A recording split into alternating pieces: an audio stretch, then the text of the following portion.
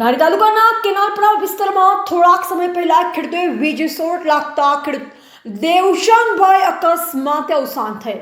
PGVCL દ્વારા 5 લાખની સહાય આપવામાં આવી, જેમાં ધારાસભ્ય જેવી કાકડિયા, તાલુકા પંચાયતના ચેરમેન બાબુભાઈ વાળા, બિંચુભાઈ વાળા, પીજીવીસીએલના અધિકારી એસટી ગ્રાસિયા સહિતના આગેવાનો કાર્યક્રમમાં ઉપસ્થિત રહ્યા। પરિવારને સહાય આપતા ગ્રામજનો દ્વારા આભાર વ્યક્ત કરવામાં આવ્યો। રિપોર્ટર બિપિન રાઠોડ, જિલ્લા bureau chief, Amreli.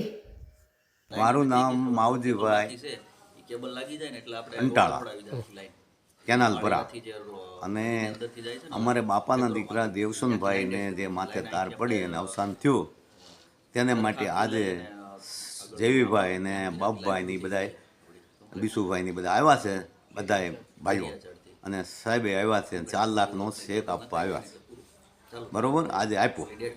Okay sir, બરોબર। મારું નામ એસટી ગ્રાસિયા, નાયબ ઇજનેર ચલાલા સબ ડિવિઝન। આજ રોજ અમે જે દુર્ઘટના બની હતી દેવચંદભાઈ પોલરાને જે વીજ અકસ્માત નડેલ હતો, જે સંદર્ભે અમે તેમને 1 લાખ રૂપિયાનો ચેક છે તે પ્રાથમિક સહાય પહેલાં ચૂકવી દીધેલ હતી। ત્યારબાદ આજરોજ અમે 4 લાખ રૂપિયાનો ચેક માનનીય ધારાસભ્ય શ્રી જેવીભાઈ કાકડિયાના સહિત અમે તેમના ઘરે ઉપસ્થિત થઈ અને આ ચેક પીજીવીસીએલ તરફથી આપવા માટે અમે અત્રે એમના સ્થળ ઉપર ઉપસ્થિત થયેલ છીએ। Okay sir. બાપભાઈ વાળા, તાલુકા પંચાયત કારોબારી પૂર્વ ચેરમેન।